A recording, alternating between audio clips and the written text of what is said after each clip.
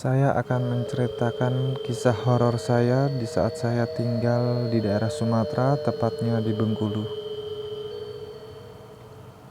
Kurang lebih kejadian ini terjadi pada tahun 2021 di saat saya masih tinggal di Bengkulu.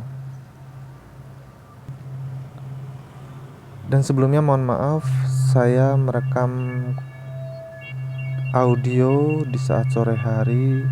Masih banyak orang lewat, suara motor, dikarenakan saya tinggal di pinggir jalan. Lanjut ke kisah horor saya. Sepulang saya dari kerja kurang lebih jam setengah 8 malam habis isya, saya sampai di rumah dan langsung disuruh istri saya yang sedang hamil tua untuk pergi ke rumah kakak ipar yang ada di dusun. Awalnya saya menolak karena saya capek dan kurang enak badan. Waktu itu juga badan kurang fit dan ditambah mendung mau hujan. Oke, karena permintaan istri dan memang barang yang mau diambil salah satu barang untuk persiapan persalinan yang sewaktu-waktu istri saya melahirkan. Jadi berangkatlah saya jam 8 kurang 15 lebih. Perjalanan dari kota Bengkulu ke dusun kurang lebih 1,5 jam. Angin berhembus kencang, sepertinya akan terjadi badai. Saya jalan dengan dinginnya angin malam di pinggir pantai. Saya hanya bisa bismillah, semoga sampai tempat tujuan. Hampir sesampainya di rumah kakak ipar, saya harus melewati gang setapak yang masih penuh kerikil dan juga tanah. Posisi di sana ternyata habis hujan. Karena sesampainya di gang tersebut jalan sudah dipenuhi air. Lalu hampir masuk ke gang tersebut, kondisi becek. Dan di sebelah kanan sebelum masuk ke gang tersebut ada kuburan tanpa pagar yang dipenuhi pohon kelapa sawit, rumput, dan juga pohon kelapa yang tinggi-tinggi. Mulailah saya masuk ke gang tersebut. Biasanya dari gang tersebut sampai rumah kakak ipar itu berjarak kurang lebih 5 menit. Tapi ini terasa lama sekali. Bulu kuduk mulai merinding, badan yang tadinya dingin merasa hangat dan pundak pun merasa berat. Di situ saya sudah mulai curiga. Saya terus jalan.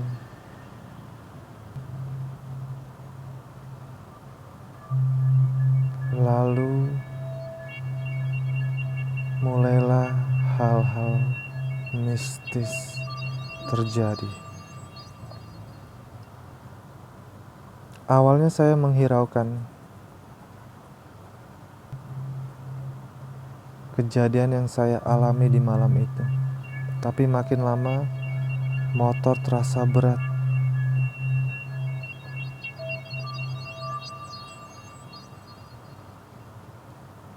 Ditambah jalanan becek yang membuat motor tidak jalan stabil. Awal mula cuma ada bayangan-bayangan putih yang lewat di belakang saya. Dan saya tahu karena itu terlihat jelas di kaca spion motor saya. Tapi tetap saya abaikan. Terus saya berjalan, dan disinilah pada akhirnya saya merasakan hal ganjil yang berada di belakang saya. Seperti ada orang yang duduk di motor saya. Dan tidak lama berselang, benarlah hal itu terjadi.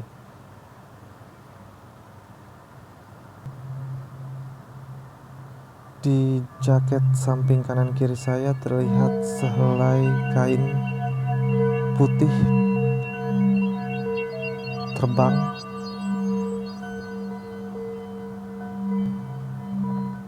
Yang awalnya kira saya sampah, tapi lama-kelamaan kain putih ini mendekat ke paha saya. Di situ saya mulai merasa mual.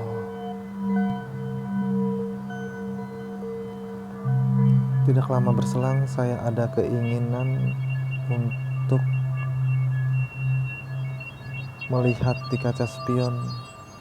Yang awalnya takut, pada akhirnya saya memberanikan diri untuk melihat. Dan apa yang terjadi? Tidak ada seorang pun di kaca spion tersebut. Dan kain kafannya pun menghilang. Di sini saya makin merinding. Ditambah perjalanan tidak sampai-sampai.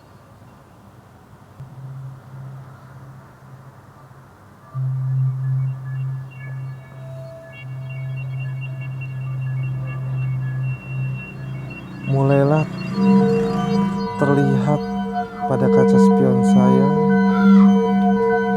kain putih yang berterbangan di belakang saya.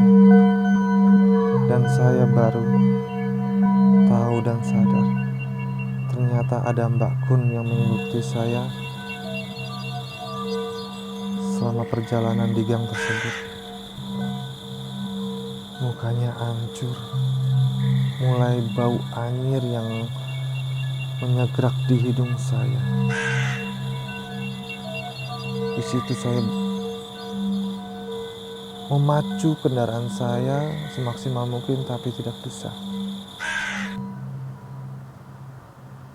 Semakin saya pacu, semakin lambat kendaraan saya berjalan. Sampai akhirnya saya melihat kilometer kendaraan saya itu cuma sekitar 10-15 kilometer. Yang seharusnya saya bisa ngebut di malam itu karena saya sudah mengegas kendaraan saya semaksimal mungkin, tetapi tidak berhasil. Mbak Kun pun mulai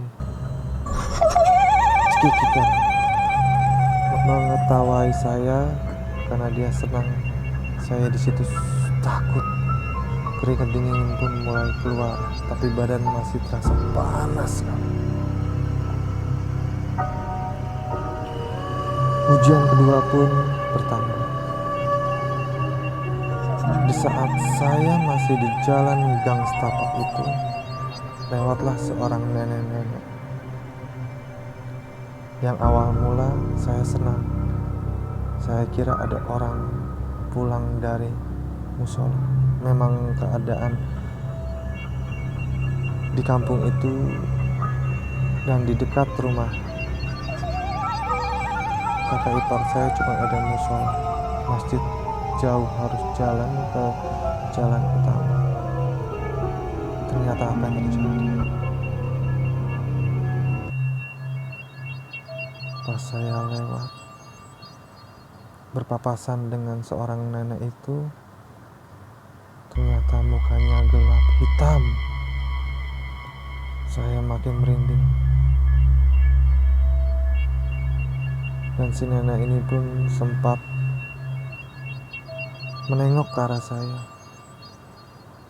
Dan saya mengabaikan tengokan itu. Dari tengokan itulah saya tahu muka si nenek hitam, tidak terlihat jelas.